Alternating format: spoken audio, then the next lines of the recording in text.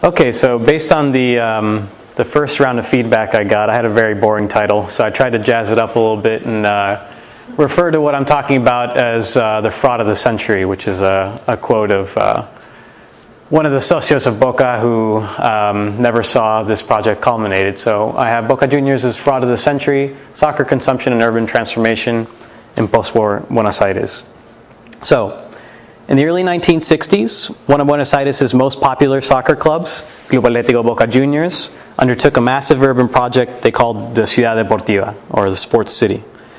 The club planned the Ciudad Deportiva as a mix between a new stadium, a sports complex, recreational facilities, and somewhat of an amusement park.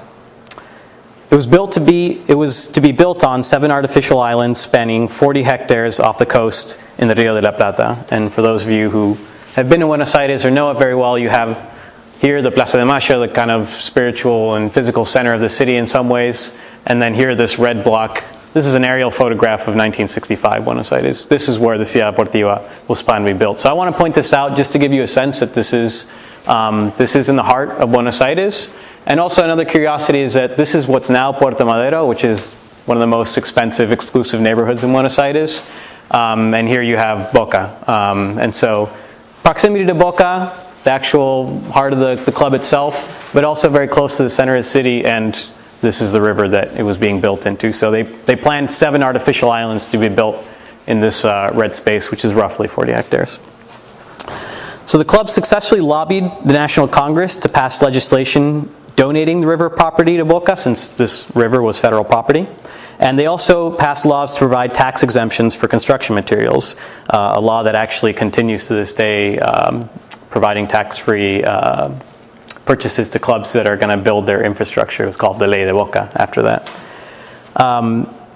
Boca Juniors was and remains one of the most popular professional teams in the whole of Argentina, and they counted on that national base of support to conduct a marketing campaign to finance the project, and they sold over 140,000 títulos pro patrimoniales to members, fans, and the general public. And just to give you an idea, these títulos were essentially kind of booster raffle tickets that gave the purchasers certain rights to the facilities once it was built. So you'd get discounts at the cafe, discounts on season tickets, things like this, and also the right to participate in a series of monthly, annual, quadrennial raffles to win things from a weekend theater ticket to a new department or a racehorse.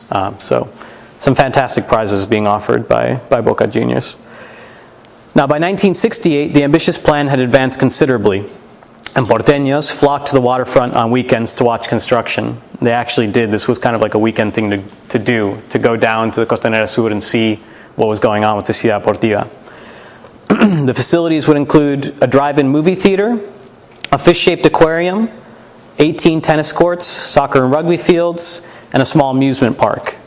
I have some really nice images of the Ciudad Deportiva from postcards here. So this is the main restaurant and cafe that was being built as kind of the entrance point to the Ciudad Deportiva. Here you have a concert pavilion, which is called the Pabellón de las Américas, and you had all the flags flying of all the nations in the Americas. This is another view. So we were here, and now we're looking south. Boca's here in the upper right. We're looking south down the Costanera Sur, the Avenida España, and here you have 2 of the bridges that would be connecting, and the fountain Arco Iris. And so here's the kind of best color photo of the most advanced stages of the Ciudad Deportiva that I've found. You have over in the far right the restaurant and cafe in the Fuerte Arco Iris, and then you have the Pabellón de las Américas.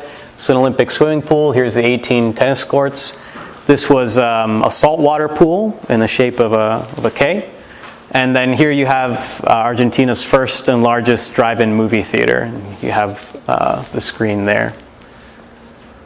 And then a nighttime view of the Fuente Arco Iris. It's all of its splendor. And then a daytime view of pretty much the same perspective. So, all this, you see some of its most advanced state of the construction of the Ciudad Deportiva.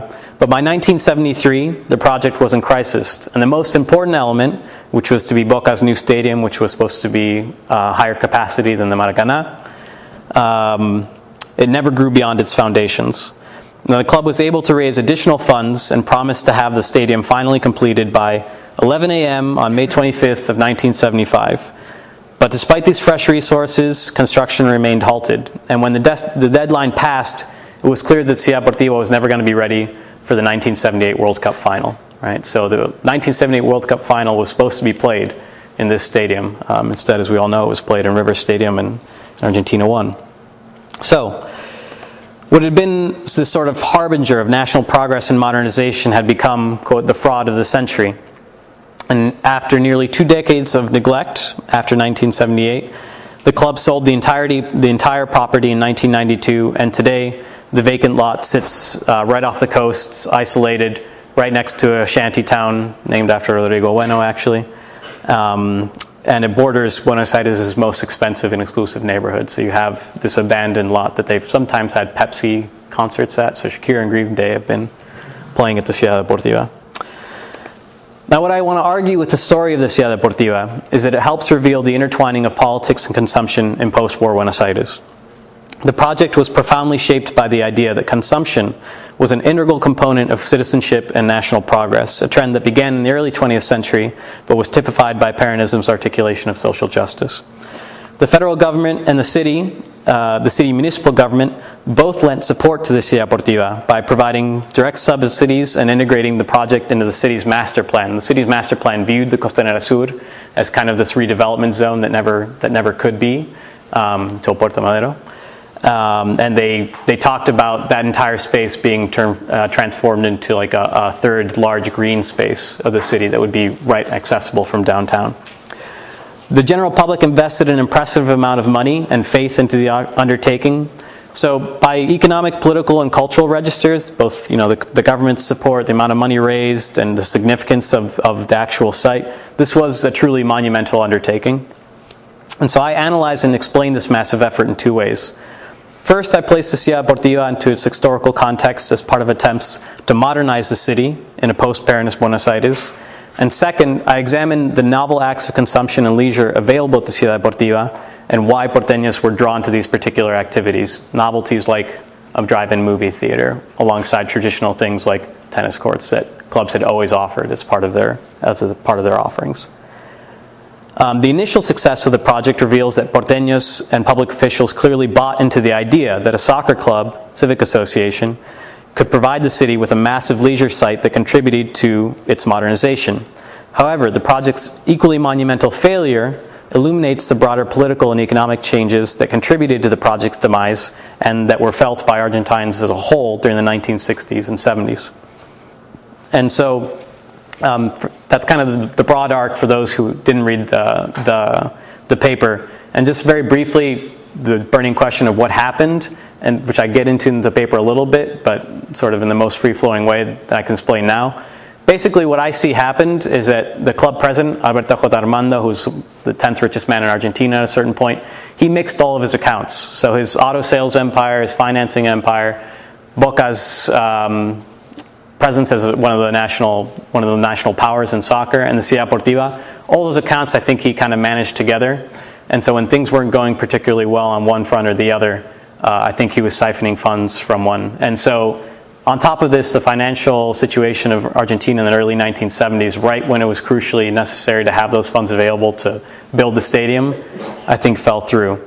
And so there was also very dishonest treatment of the título holders themselves. They were cheated off of like raffles. People didn't get their prizes. This got them sued a couple times, and people actually won their suits.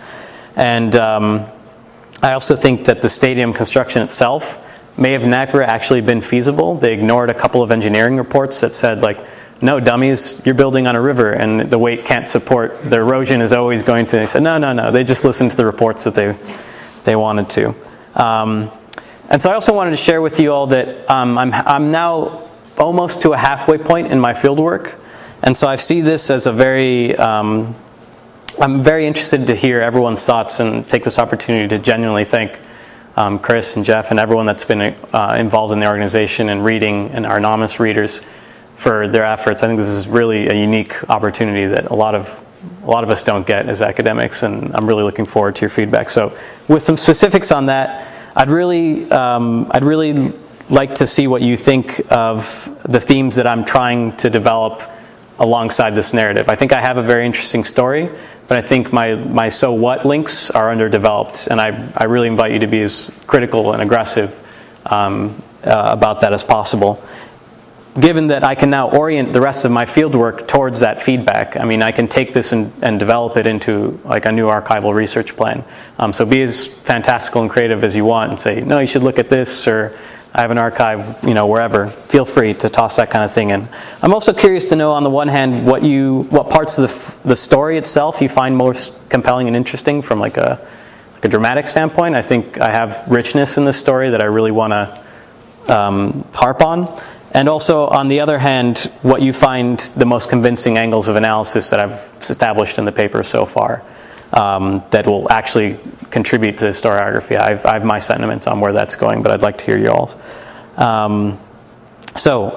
Feel free to grill me as much as you like and ask broad questions. And thank you.